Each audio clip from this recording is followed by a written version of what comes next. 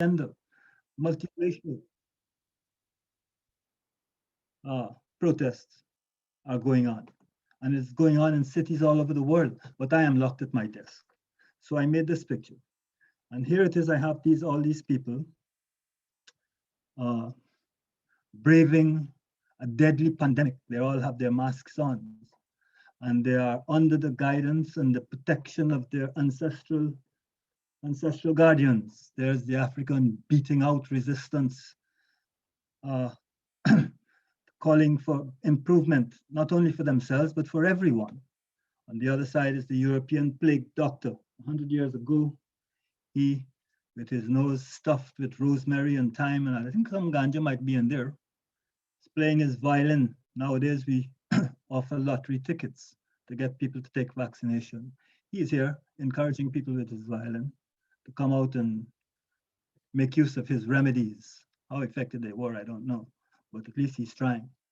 And alongside that, standing proud, is the indigenous totem, standing opposite this blunderingly dangerous president clinging to the pinnacle of power in the country of exceptionalism. So this is a protest picture.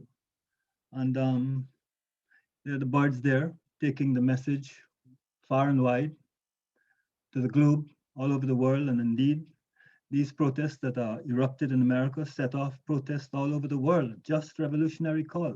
Black Lives Matter. People like to say all lives matter, and indeed, all lives do matter.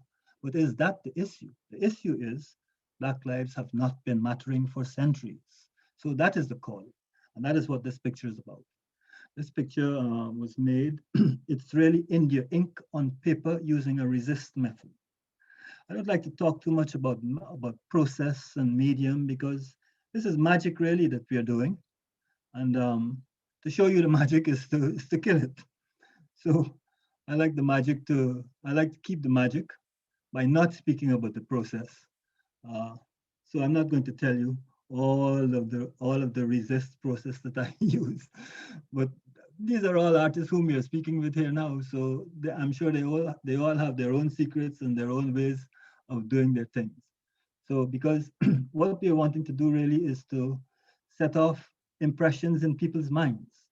Usually the pictures that I make are not intended to give off any didactic narrative. They're intended to trigger impressions in people's minds based on their own experience and their own predisposition. So to speak for 7 minutes on a picture on my own picture is a long time. So I think that you're going to have a lot of time left over in the questioning period, or I can hand it over to one of the other artists who are following. Thank you so very much.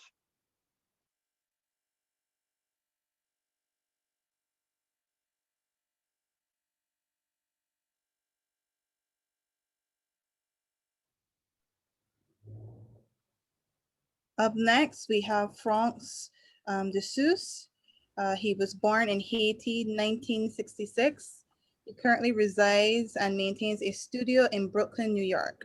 Throughout his artistic career, de Sousse's work has marched chronically from his childhood in Haiti through his immersion into his new urban community as an immigrant, and recently to his meditations on a conceptual vision of humanity.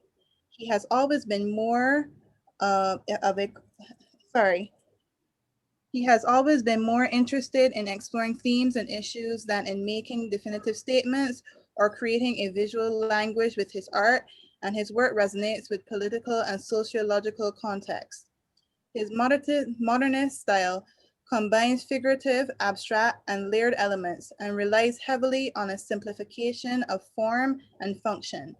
A semiotic economy, minimalist use of imagery, and a deliberately limited palette range within series of work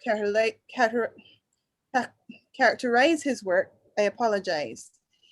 His group exhibitions include the Brooklyn Museum, New York, Mokadai, Brooklyn, New York, the National Civil Rights Museum, Memphis, Friedman Gallery, New York, New York Manor Contemporary, New York, Hampton University, Miles Art Pace in Brooklyn, Rush Arts, Philadelphia, Henke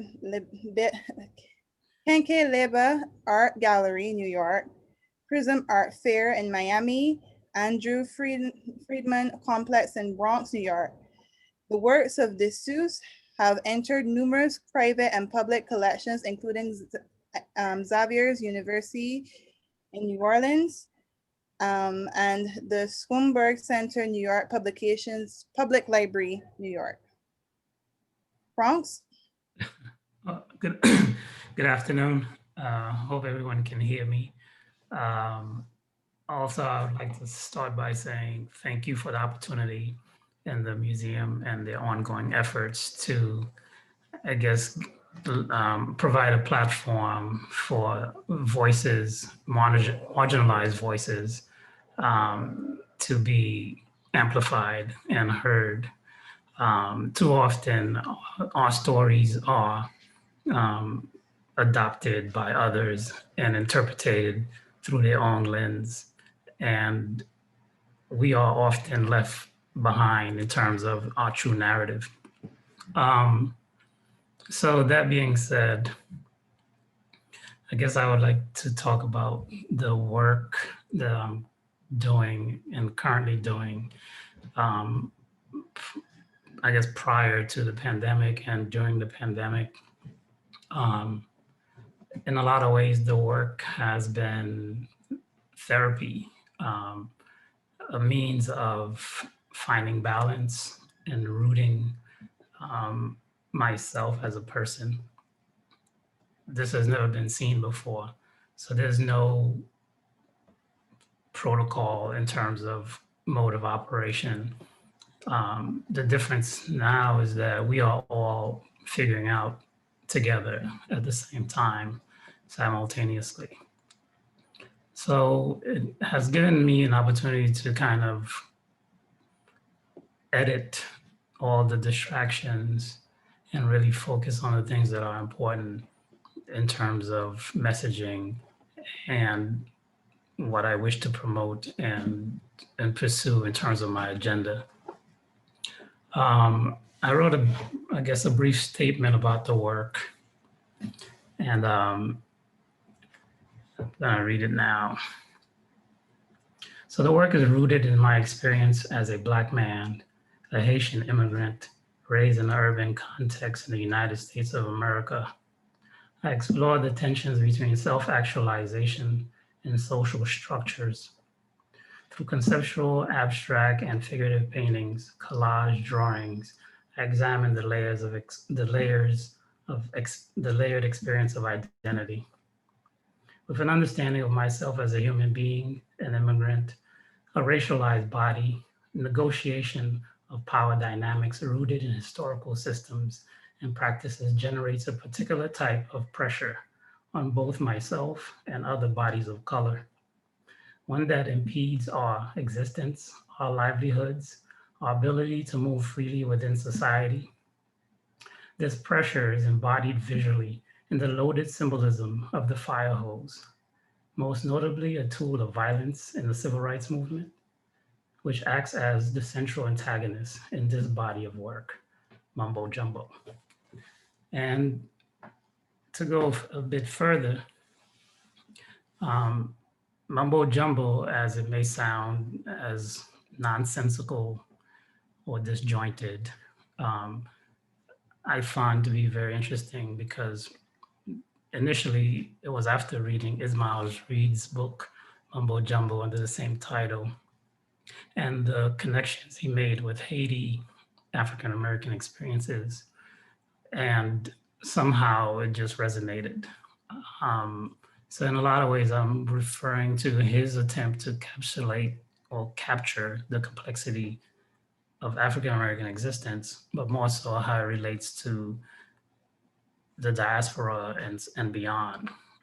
So I'm always looking for, I guess, ways to layer my work. And if anyone has had the opportunity to see it up close, you can see a lot of the work is collage and various layers of material and texture.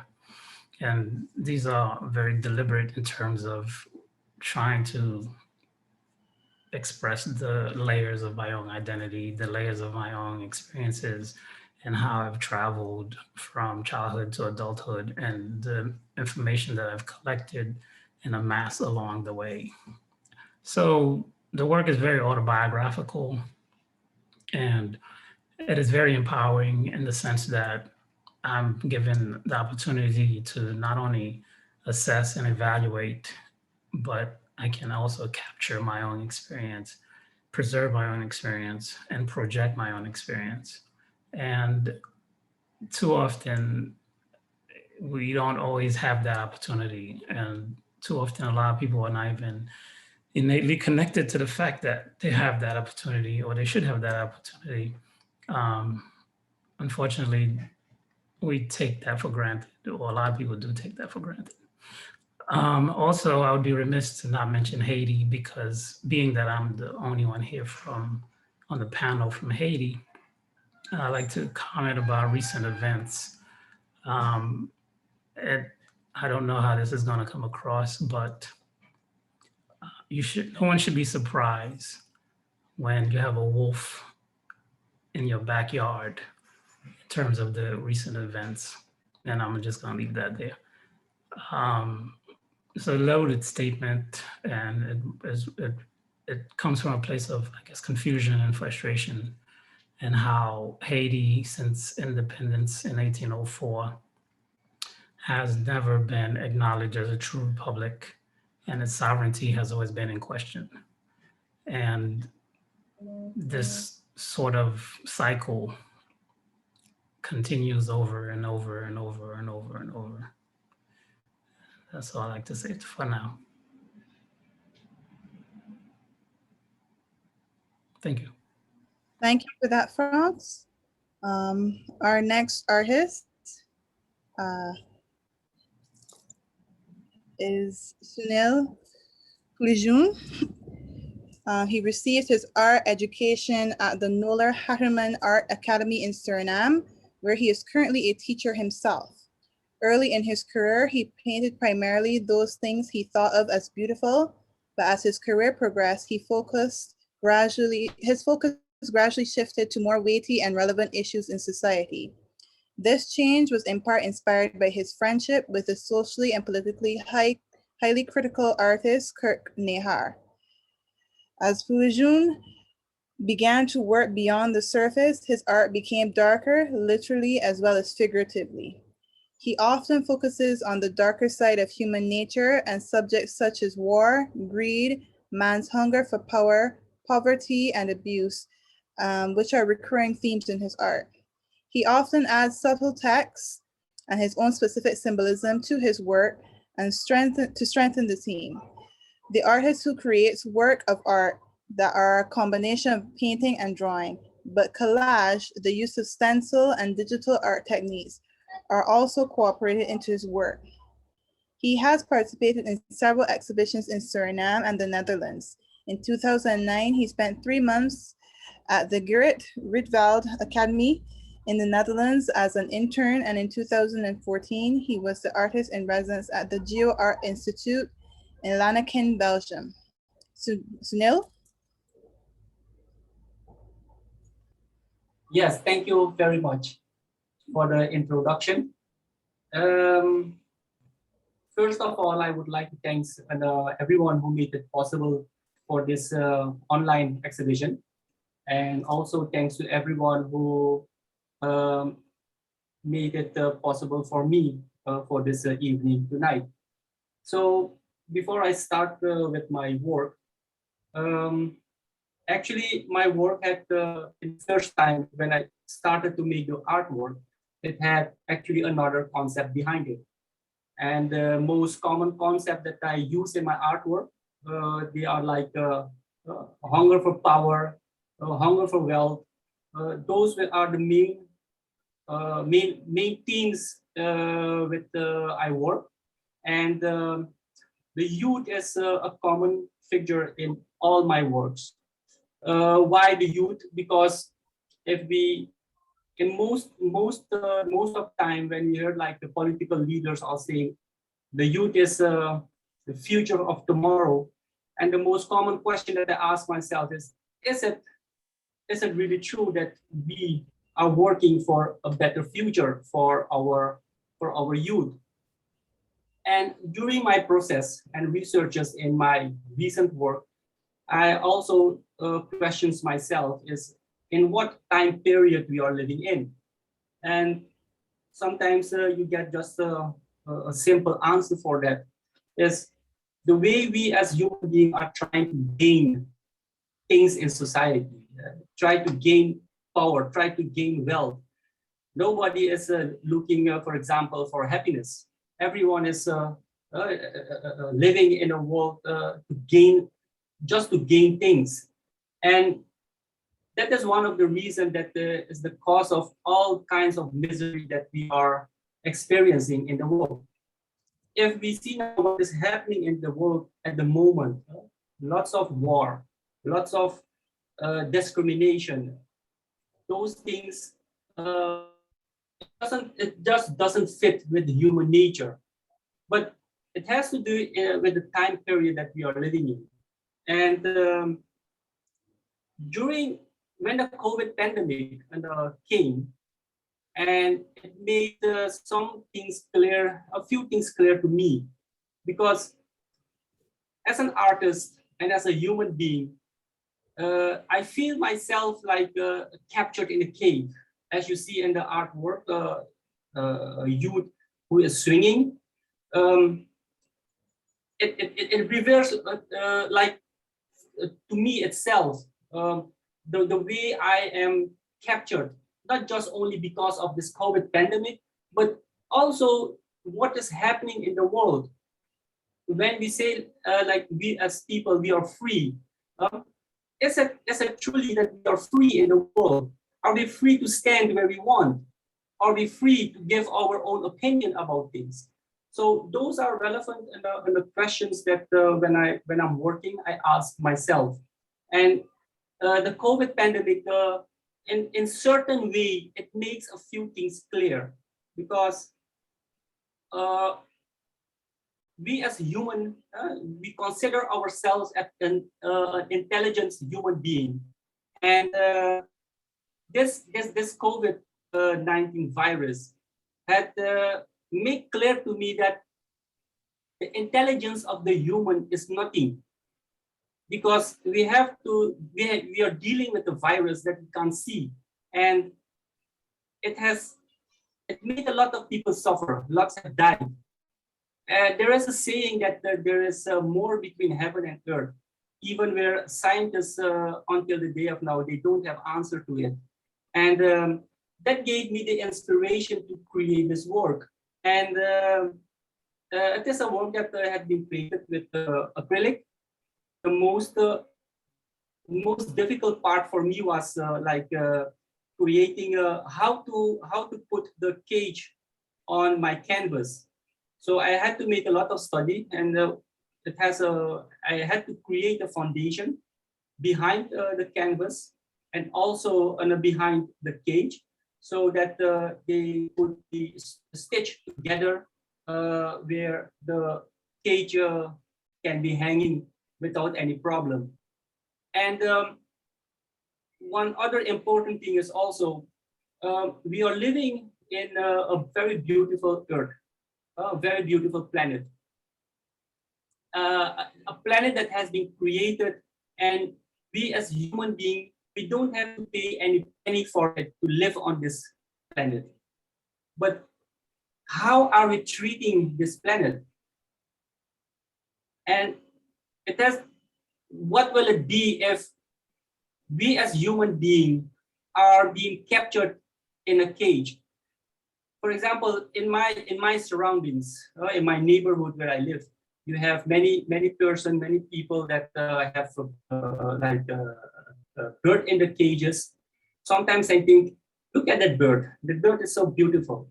Why do we have to keep it in a cage? And sometimes I'm thinking myself, let me keep people in cages and let's see what they think about it. So that is a explanation of the work. So if there are any other questions, I would like to hear and try my best to question those. Thank you. Okay. So our next artist will be Simon Tatum. He was born in Georgetown, Grand Cayman. He received his Bachelor of Art degree from the University of Missouri in May 2017, and he is a current MFA candidate for the Sculpture and Expanded Media program at Kent State University.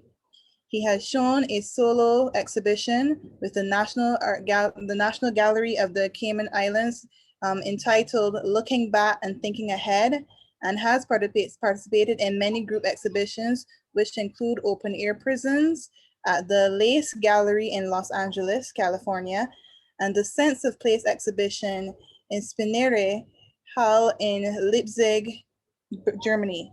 Tatum was honored in 2016 with an international travel grant from the National Gallery of the Cayman Islands to attend the Caribbean-linked residency program in Oranjestad, Aruba. Moreover, he is the first graduate scholar sponsored by the Peter N. Thompson Family Foundation in Grand Cayman to pursue an MFA program. Simon, over to you. Thank you, Elizabeth, for that introduction. And hello, everyone. Welcome to the talk, and thank you for listening in. I'm honored to be a part of this project, especially since it has such a wide reach within all these different countries within the Caribbean region, and because we're bringing up so many important discussions. With that said, I will just get right into it and speak about the work. Could we go to the next slide? There it is. So my submission for this exhibition is one work from a series I made back in 2010 called Souvenirs from America. The submission was an installation shot, and this series of work started off as smaller drawings that then expanded into these larger drawing installations. And I think the best way to describe them is just by calling them visual journals. And talking about the two factors that kind of inspired me to make this series of works. So I'll just go through those quickly. The first factor was just a shift in my studio practice within the months of April 2020 through to September 2020. At the beginning of the pandemic, I was attending a master's program with Kent State University. And so with all the social restrictions that were happening, many students like myself had to be moved out of our studio spaces. So we lost some of the resources we were using within the program for a short amount of time. And when that was happening, I moved away from a lot of the materials that I was using for my sculpture projects, things like clay and plaster. And I moved back to the practice that I was doing before my graduate program, which was a drawing practice. So I switched over and did small drawings on papers that kind of worked as a sort of visual diary through several weeks that I spent in my apartment in Ohio in the United States during the beginning of the pandemic. And then when it got closer to the fall semester and we were moved back into the studio spaces, these projects transformed from just small drawings on papers into larger installations that also incorporated graphics on the wall. And I'll talk about the second factor now that inspired this series of works. And that was a lot of the different social issues that were being highlighted in the media in the United States during these months. So during the months of April through September of 2020. In the United States, there were lots of issues around race and discrimination that were coming up within the public media. And we've heard a couple artists now already within this talk that kind of spoke about that spoke about Black Lives Matter. I'll just say that when all this was happening and I was in the United States, I found it quite educational in several ways to kind of be witnessing these discussions be provoked again with different issues that were happening, and to be in that space during that time, especially being in that space as someone that was coming from a Caribbean island where the racial dynamics were much different from the United States. So one of the things that I thought were most interesting for me, being a part of the United States while these different discussions were being highlighted last year, was watching how different discussions, not just about racial discrimination, but also about Black pride and Black love and Black joy were being expressed within different forms of media, and how easy those were being distributed because of the different devices that we have these days. So what I became most interested in were different presentations, different public speeches that were being done on the internet, whether they were being done on public news or if they were being done on YouTube channels, on social media, other platforms of social media, or if they were different projects that were being posted, whether they were stand-up projects that were being posted on Netflix and other streaming sites, or music videos and other projects that were being posted on streaming sites. So with that said, I became interested in these different speeches, and I started making tracings off of the desktop that I was working with of various presentations. So for this particular work that I submitted, I used several tracings done from presentations by Dave Chappelle, who is a well-known comedian within the United States, and he's also located near where I was doing my graduate program. So I saw a lot of the conversations he was having within his network were really relevant to what were happening within that space of the US where I was located during that time. So I took these different tracings of him and also these other tracings of Black celebrities, whether they were being used for advertisements or different movies. And I pulled them from the computer with transparent paper, and I laid them onto my drawings on paper, which were these different compositions made from items I had around my apartment. So I was combining these sort of personal elements that I had around me within my personal space with tracings of this sort of larger context that were happening. And those became little drawings on paper that you see in the framed image here. And as the summer went on and we moved back into studio spaces, I moved more into sort of graphics, into wall graphics. And a lot of the same tracings I used for the smaller works on paper, I transferred over and turned them into these sort of vector files on the computer that were then turned into vinyl graphics placed on the wall. So these works turned into installations that were about small moments of intimacy and then also a sort of larger social context that was happening around them that was being shown by large graphics that kind of took over the gallery space. And these works were really great for me in my practice because it was the first time that I started transferring my drawings off of or out of paper and painting media and into more temporary installations that were using decals like vinyl. And these works inspired many other projects that came after them that were also using installations that grouped objects and vinyl graphics together, and then also grouped print and vinyl graphics together. But with this particular image that was submitted for this exhibition, it was focusing on some of those graphics that were done by Dave Chappelle and also combining these personal elements, like I said before, that had that were tropical plants and also figurines I had in my apartment.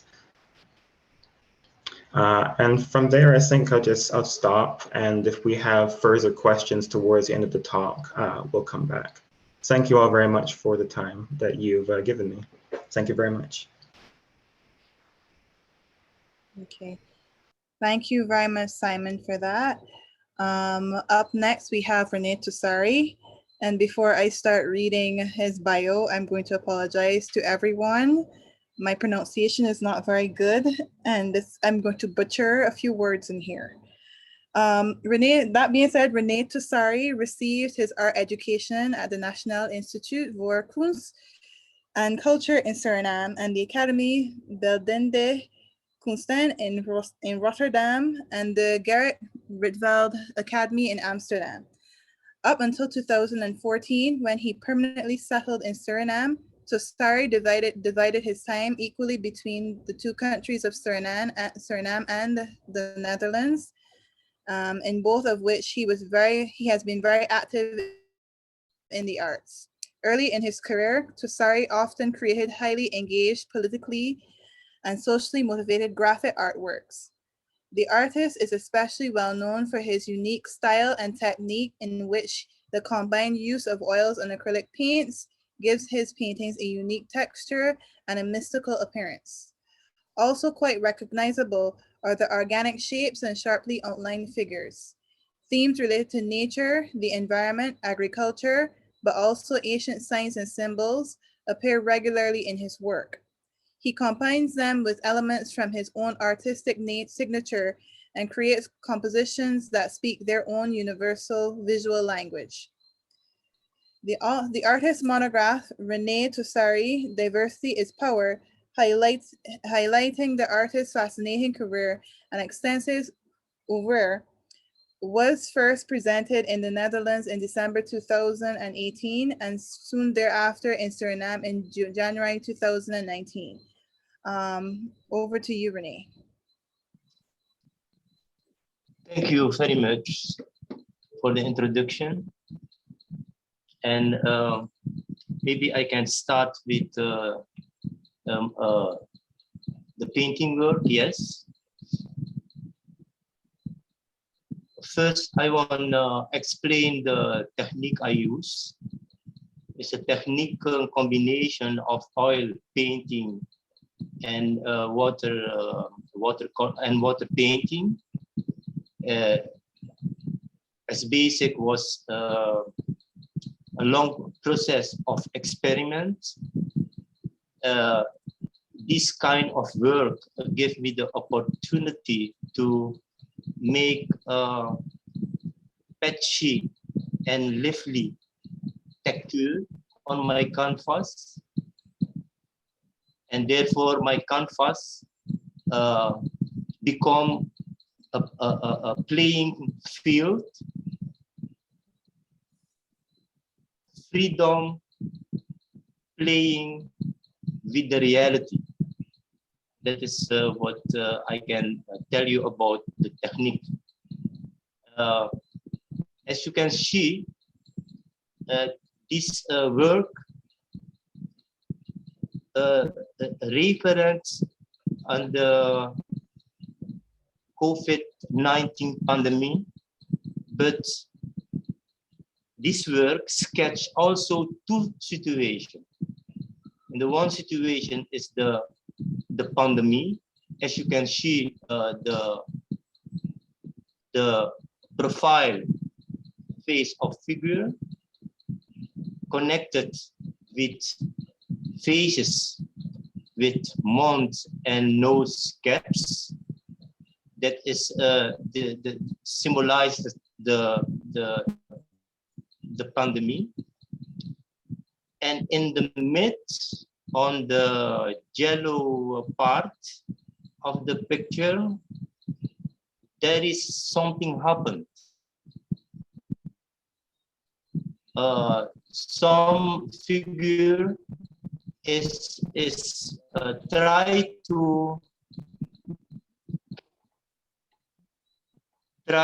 That is the building of the ministry. There are some figures hold the building back to not fall. And what happened? Up, left, three figures who is run away, go away, of maybe also robbed the dollars of the Ministry of Finance. I was very petty and angry when I was start doing this work, because everything in my country was going wrong. And therefore, I have choice to make two different situations which related to my country, Suriname. What I can tell you about the symbolic is the symbolic of the faces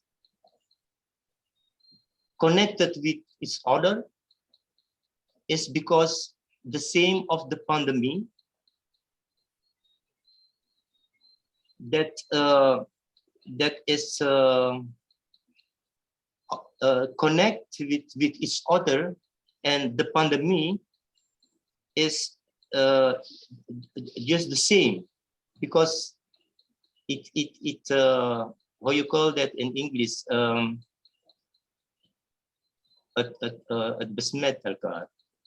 Contagious. Contagious. It's contagious each other. That is what happened with the pandemic, and that is also the moment I think about connected. So I use the line to connect the different people who have a mouth and nose cap. I was very glad to do this job, and it is the technique is typical Tusari. It is a Tusari technique. No worry about that. And but when I was doing this piece of work, it gives me the opportunity to express my feeling from inside.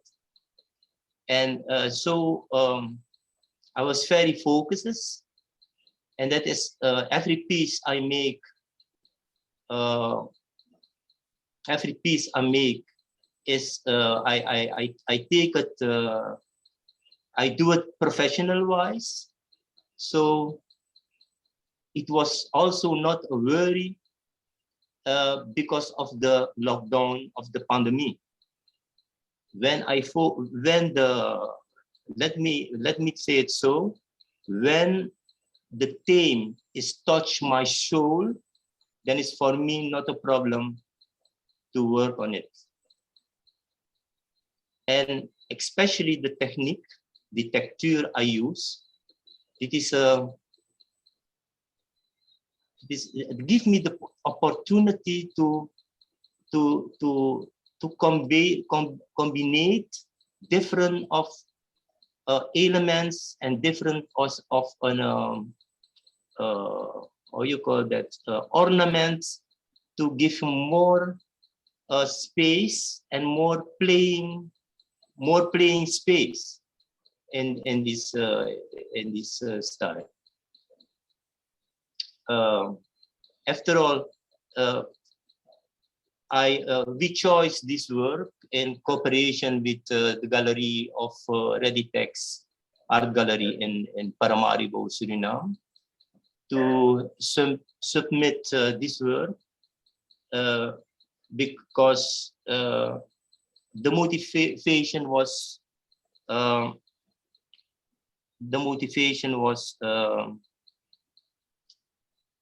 because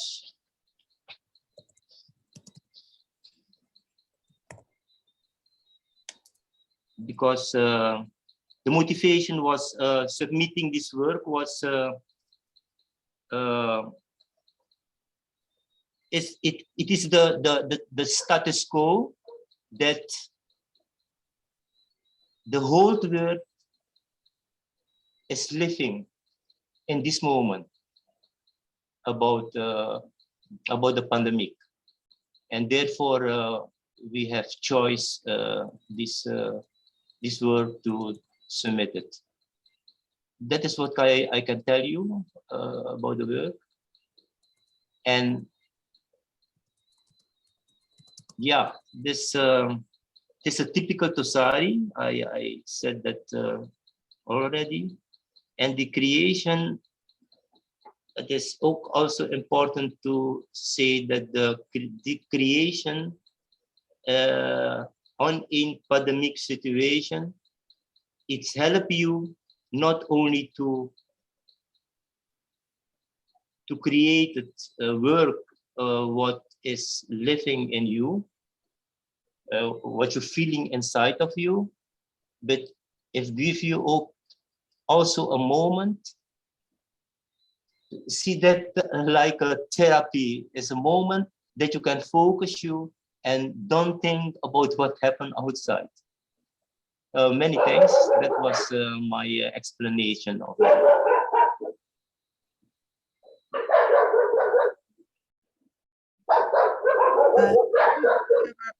today. Thank you for this for us.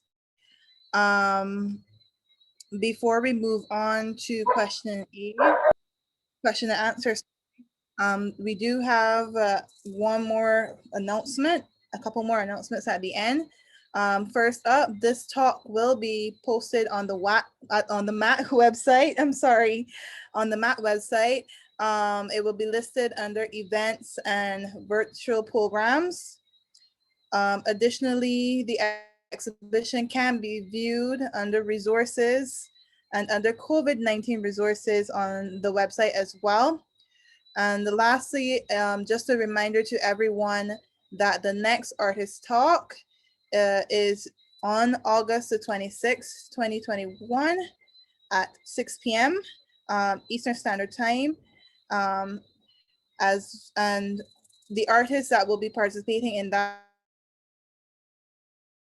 talk will be Didi Brown from the Bahamas, Shondell Horton from Suriname, Eugene Elera from Bahamas, Kenneth Flidders from Suriname, and Ronaldo Class from Suriname. I possibly shared those last two names. But we will be moving on from here to our question and answer portion of the program. This is just also a gentle reminder for persons to post their questions in the question and answer section. So the first question that I am seeing is actually addressed to France, which is, what are some of the salient parts of the collage in your works, and what are they meant to symbolize? Do you have a slide of the painting? Pardon me? Do you have a slide of the painting? If I have oh yes.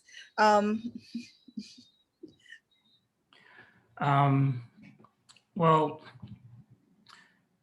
the work, I guess the layering, that kind of, it's kind of hard to see on a two-dimensional, but up close in person, you can tend to see it a little better. I guess in some ways the layers and the layers of fabric or strokes or various surfaces, I guess in some ways represent the micro trauma that comes with the ongoing effort to kind of endure, I guess, the chokehold of oppression.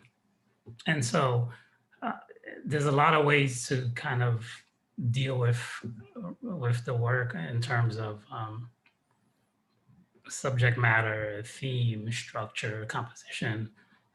It's all encompassed of my observation of the day-to-day, and ultimately trying to highlight the resilience of the character. In this case, the protagonist's smile reminds us of his inner self and his humanity. And the work is always dealing with this kind of duality in terms of complexity and humanity, and ultimately finding that space where you can no longer have to perform and just be a person and self-identify or self-actualize. As simple as it is, these are things that other people take for granted, because they don't have to, or they're not constantly confronted by these kind of judgments or categorizations or being sectioned off. So there's a lot in there. So there's definitely deliberate in terms of its playfulness. It's in a way to sort of engage the audience in a more difficult subject. It's one that I feel that a lot of people rather not have. There's a term going around nowadays called race battle fatigue. And it's a position of privilege and luxury to say that you're tired of hearing about this subject because you haven't had to deal with this subject. and you haven't had to live under this subject. And so it's imperative that we find platforms, find ways to continue to engage. And ultimately, nothing happens unless we have collective effort. And we need to be in position where we can effectuate real change. And I think one of the artists mentioned earlier, in terms of one step forward, 5 steps backwards. And I agree with that. And because nothing changed unless nothing changed. And we can have protests and demonstrations, but if we don't have policies and laws that actually have real bite, then it's just a distraction. And then in a matter of months or weeks or days, things just go back to normal. So yeah, that's about it. Hope that answered the question. Thank you, France.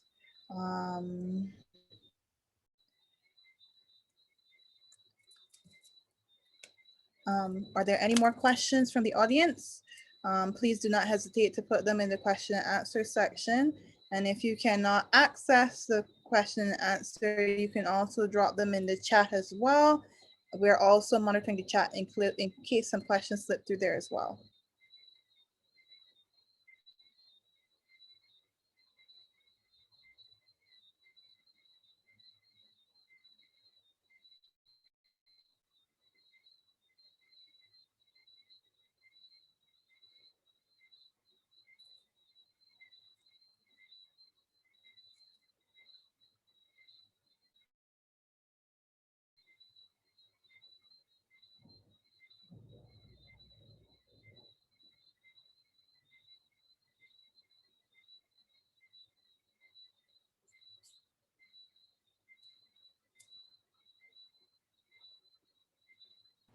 Okay, we have a question for Mr. Brewster.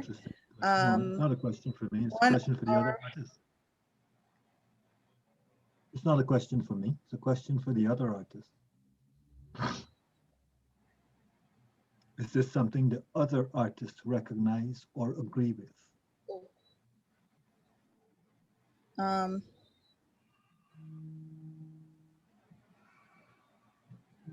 I'd be interested to hear what Mr. Simon has to say on this matter.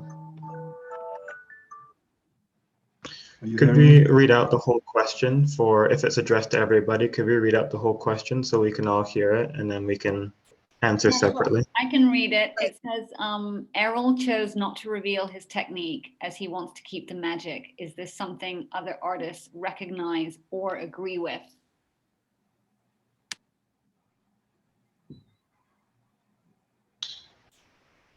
I can go first.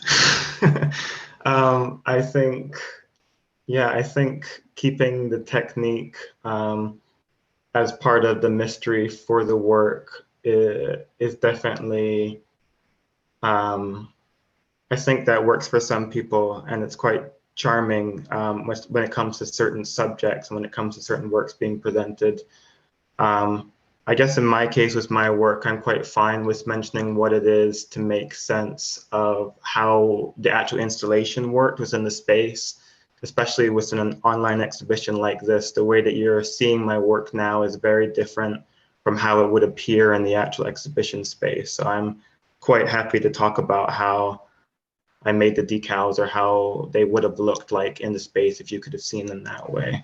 Because I think that kind of gives the work a whole new sort of dynamic that you don't really get from the digital image. So I'm happy to give up the magic in this case just to make people understand how the image is working within the digital realm.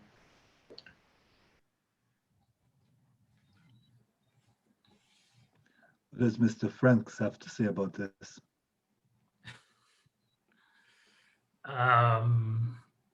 Well, I think what makes it magical is the ability to influence others. And, you know, that sort of persuasion and element is magic. You know, you can move someone to tears, you can move someone to action, you can move someone to re-examine their perspective.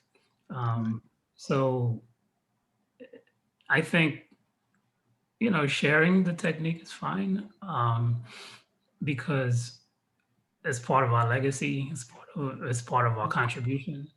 And so I teach art to young people and my kids in particular, and I try to share all the knowledge and all the techniques because they're the one that's going to carry it forward. And so, yeah, I would share. Okay.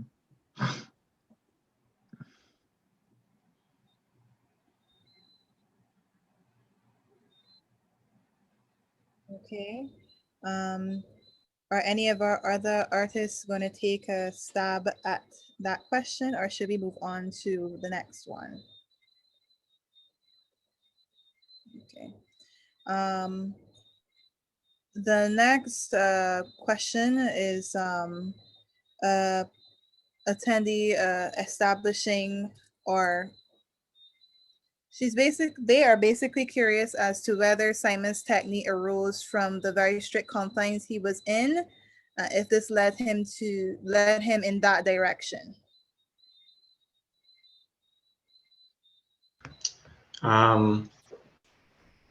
Yes, I think yes.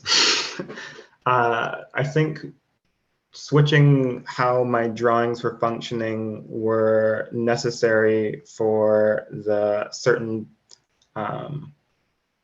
dynamic I had, where I was using drawing as a way to keep on making in the beginning of the pandemic, but then trying to figure out a way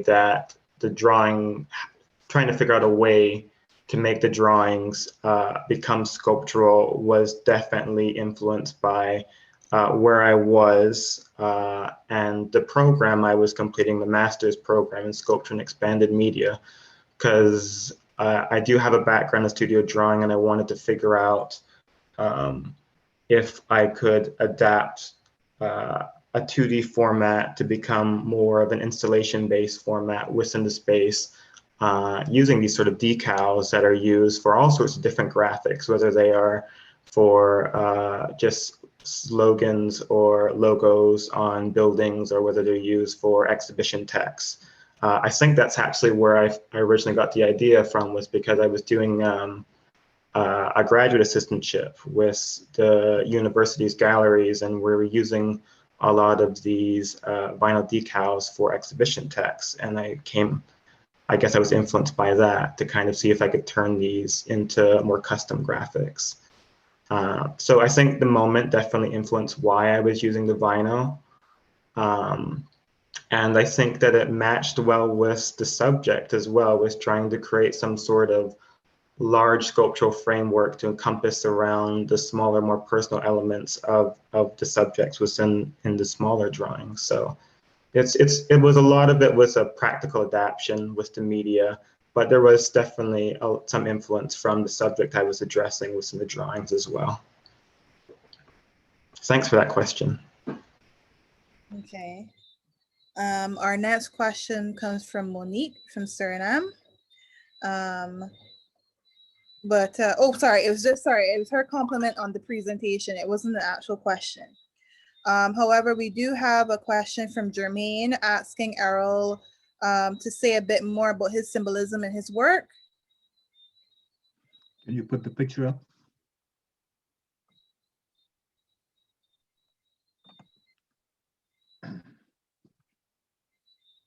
Can you put the picture up?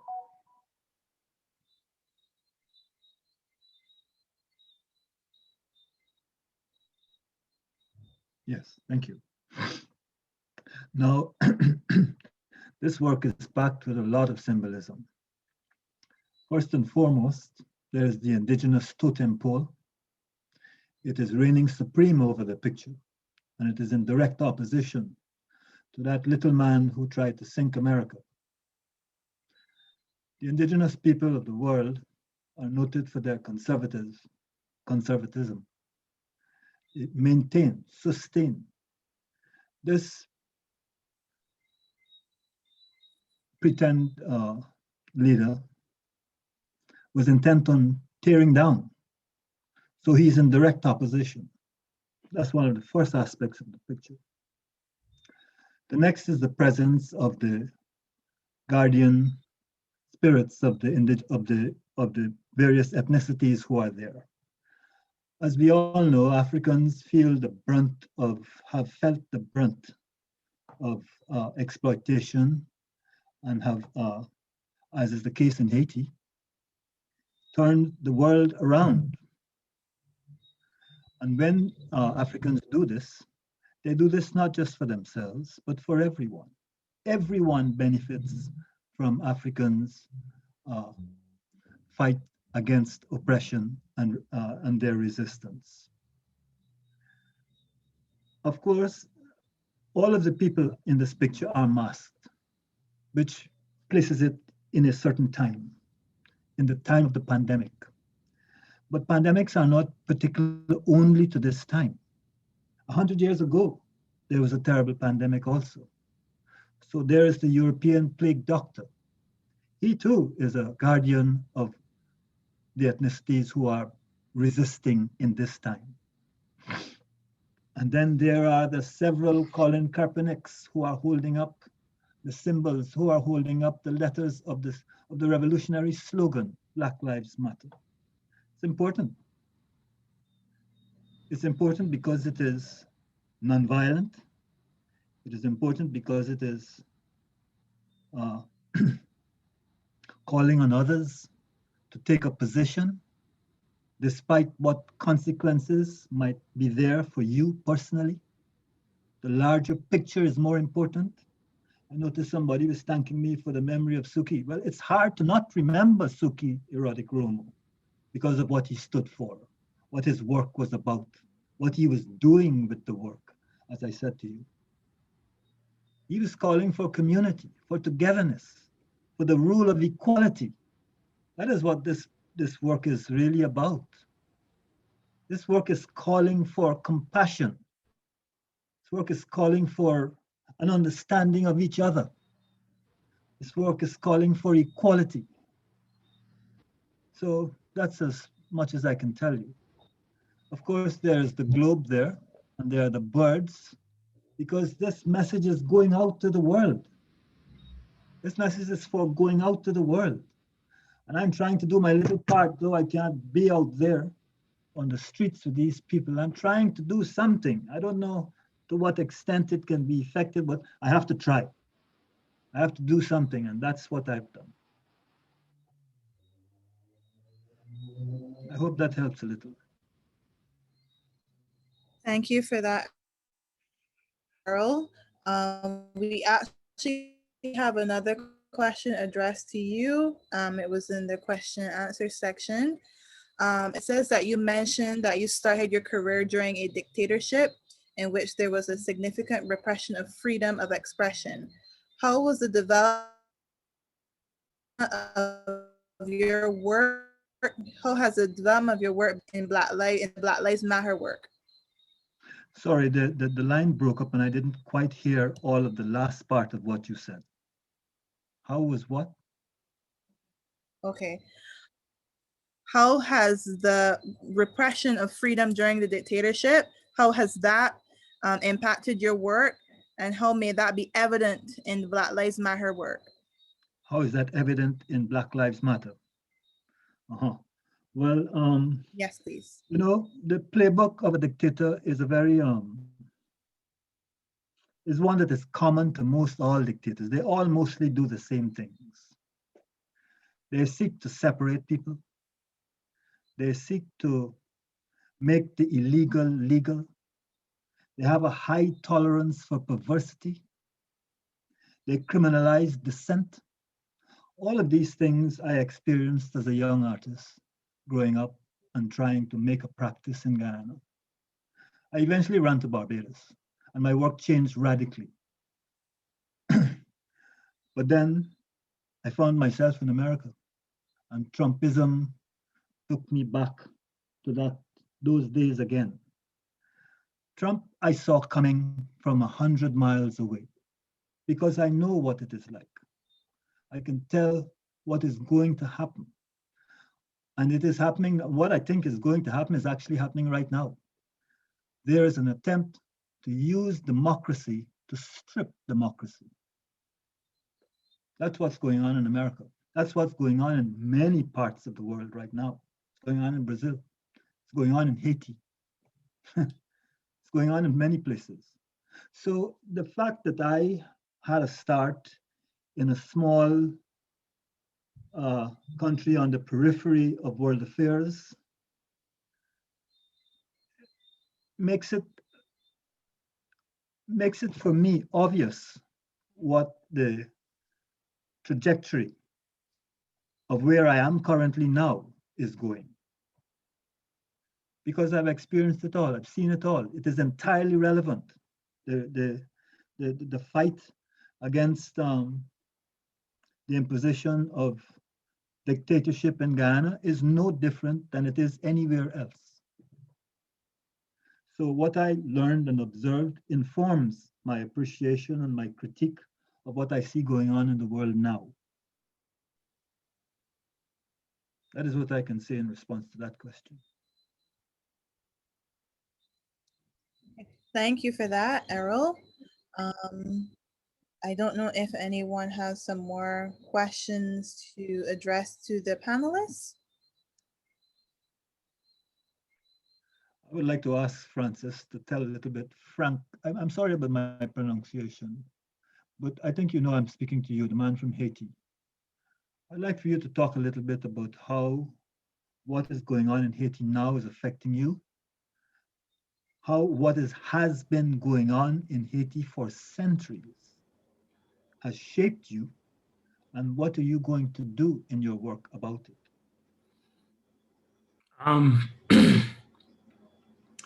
No, it's a fair question. It's a layered question. I guess there's more. I guess my response is going to be, I guess, an artistic response and then a civilian response. Civilian in terms of, how do I galvanate and motivate and organize people to get involved and become more aware in terms of whether there's fundraisers that can be held, because this level of disruption affects everything. Day-to-day operation, getting food, water, things that are normal, but yet in Haiti, we're already under a lot of strain and pressures. So to add an assassination on top of that, it's unimaginable. So what the calm before the storm is kind of what we're looking at in some ways. It's very, very, very volatile, or potentially very volatile. Civil disobedience can break out at any point. This is one of my concerns. So again, we talk about, it's very stressful, and trying to, stay in touch with loved ones have also been a bit of a challenge. The communication is inconsistent, sometimes not at all. And so it's very frustrating. And this were when times were good. And so imagine now. But artistically, my response is usually more subconscious. The way that I work and my formula, I practice, my method, it really revolves around a lot of meditation and self-reflection.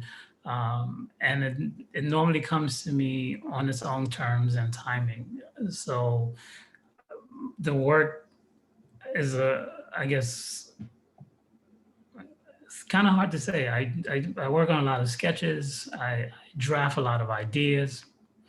And so when I'm ready to work, it's more about reproducing and executing. It's never necessarily a knee-jerk response, an immediate response to social media or current events.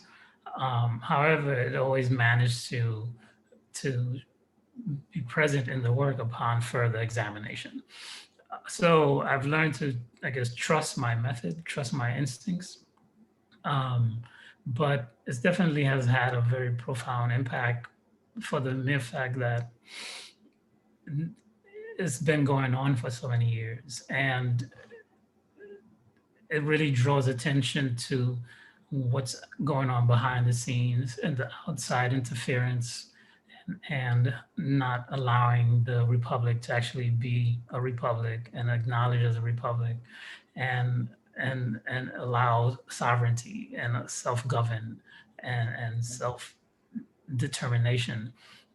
We talk about manifest destiny in America, and so if you take that term into Haiti, that term was never allowed to exist. So I'm not sure if there's any technical issues going on, but it's a lot to process, and it weighs heavily on me consciously, pretty much on a daily basis. Yes, a sad situation. Very. Ruthlessness seems to be at the core of the practice of ruling in Haiti. You think that is an offshoot of Haiti's history? Yes. Or it is, as you seem to be suggesting, an offshoot of interference in Haiti's affairs? Like I said earlier, there's a wolf in our backyard, and we know who that wolf is, and the wolf's tendency is to eat and anything, you know, it perceives as a sheep or weak, it will eat. And so this instability is happening pretty much all over the world, especially in countries of Black and brown. And there's no coincidence.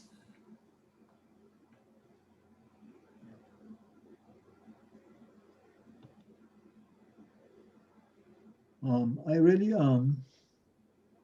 was well surprised and heartened to see an erotic Romo in the exhibition. I would imagine that that would have to be a grandchild of Suki. And so that enlivens me even more. I was glad to be in an exhibition with young people. Am I being heard? Yes. Yes, yes. And so my selection is especially important to me by the MAC. And I hope that there will be many, many, many more opportunities of this sort, because this is a very necessary thing, that we have organizations that are able to put on exhibitions. And this is one of the good things that have come out of the pandemic. I think that this move to the virtual is a very influential, could be a very influential move. I look forward to MAC and other arts organizations and other organizations generally making efforts to highlight and to feature the arts of the Caribbean.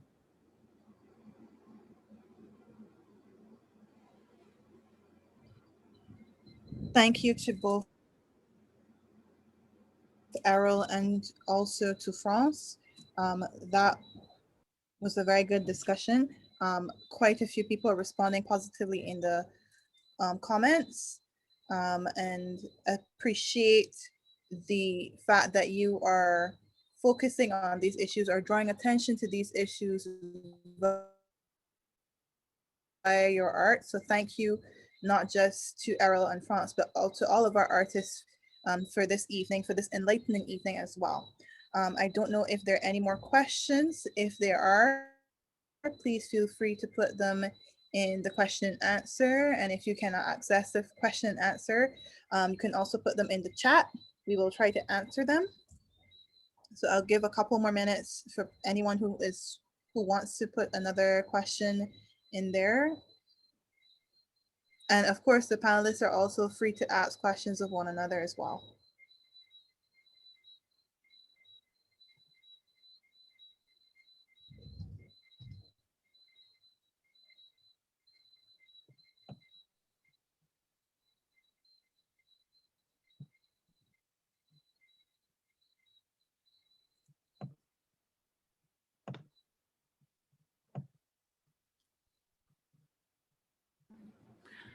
Is it okay if I make a plug at this point? Yes, you can. I believe one of the panelists is in Miami. I'm not sure who it is, but I'm having a show on September 18 at NAMD Contemporary in Miami. So all are welcome to come by if you're available. It's a one-person show on highlighting the works that I've been doing for the last year or so during the pandemic. And yeah. So as we are doing plugs, I'd like to do a little plug myself too.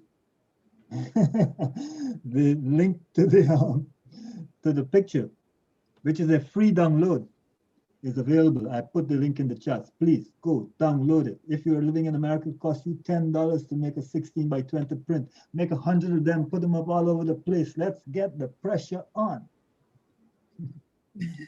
And one other little plug, a 5-minute video.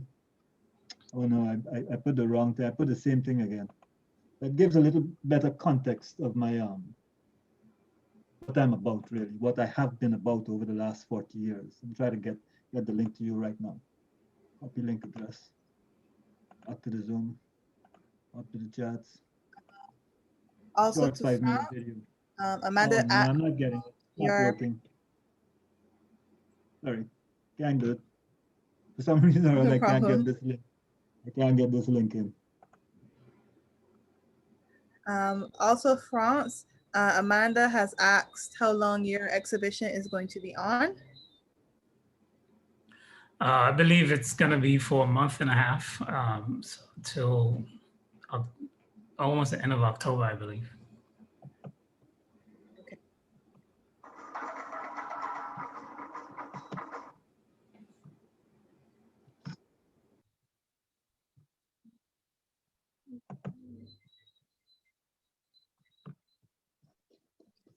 I'm not seeing any more questions from the audience. Oh, wait. It popped up. Okay. As I was saying, I'm not seeing any more questions from the audience. So I believe that we can start wrapping up for this evening. I'm just going to briefly, before I close, remind everyone to do go and visit the exhibition online. The links to where you can find them have been included in the chat. You're just gonna have to scroll back up to find those links. However, they are available on the MAC website. If you cannot access the links, it should be under resources and then under the sub-tab COVID-19 resources. And it is a virtual exhibit. So you should be able to shift the screen so that you can see all of the art pieces in there as well. It's a lovely exhibition, so I would encourage everyone to please go and view it. As well as do remember that our next artist talk is on August the 26th at 6 p.m. at the same time that we started today. And I believe that is it for everyone. So again, I would like to thank all of the artists for participating in our panel for this evening. It has been very enlightening. And I'm sure all of our attendees have enjoyed listening to you this evening. I'd also like to thank our attendees for coming, logging on and joining the session today. The artists and also MAC also do appreciate you for coming and supporting us and supporting our project and supporting their artwork as well. So that being said, this is the end of the program and I will see everyone next month for the next program. Thank you so very much. I finally got the link to the video I wanted to show you in. Okay, and it's included in the chat, right? Okay. Mr. Haiti. Also, thank you very much. Thank you very much. It was a Mr. pleasure for me. Mr. Yes. Skiman. Right. Enjoyed being with you guys. Thank you so very much for having me. No Thank you. problem. Thank you. Likewise. And to Mark too. Please invite me again. We will. We'll definitely click on that. Okay. Bye-bye. I'm gone. Bye. Bye-bye. No? Not finished? Enjoy. Waiting for the very last drop. For the very last drop. What's the very last drop? Go to the last drop. Are we done? Yes. Thank you. Bye-bye. I will open the floor to anyone who wants to interact with the panelists via voice as opposed to the chat. But other than that, we are finished for this evening. I'm gonna wait till all you gone though. I just want to say thank you to everyone. It was great. I really enjoyed it. Thank you so much. Thank you, Amanda. Yeah. Yeah, Frank, it's been a pleasure. I'll send you an email, Frank. I'm going to be in Miami in the beginning of October, so I'm going to try to check out your show while I'm there. Okay. I'll write you 100 times more. That would be great. Yeah, I'm looking forward to it. I'm looking forward to getting off the island and seeing some other art. Again, it's at NAMD Contemporary. Cool, great. I will check it out. Yeah, I'm going to do a talk at the Perez, and then I'm going to just take a day and try to kind of hop around town as much as I can. Excellent. Your show is in Miami, Mr. Haiti? Yes, Miami. Oh, let me get the details, please. Miami is 160 miles away from where I am. NAMD Contemporary. You gotta spell. I don't know that word. N-A-M. How do you spell NAM? N-A-M. D-I-E. N-A-M. D-I-E. D-I-E. Let me make sure. NAMD Contemporary. Let me make sure I have you. Let me make sure I have that correct. I don't want to give you the wrong thing. It's 2 N's. I just Googled it. Okay, yes. N-A-M-M-V-I-E. But I'm putting it in the chat. I'm going to put it in the chat so everyone can see it there. Yes, okay, that's it.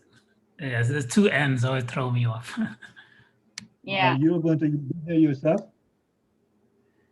Say again? Will you be there? Yes, I should be there for the opening, yes. Okay. Okay. Let me take a look. Maybe I can come. Excellent. Yeah, that would be really And nice. again- Some of the artists stay in touch. I mean, that was part of hopefully the intention that's- was to create that's these the like whole idea, build connections, community. like across nations who don't normally, know each other or have heard of each other or speak to each other. So I think that would just be awesome, Errol, if you went. That would be fantastic. Yeah, great. When can you tell me when? September 18.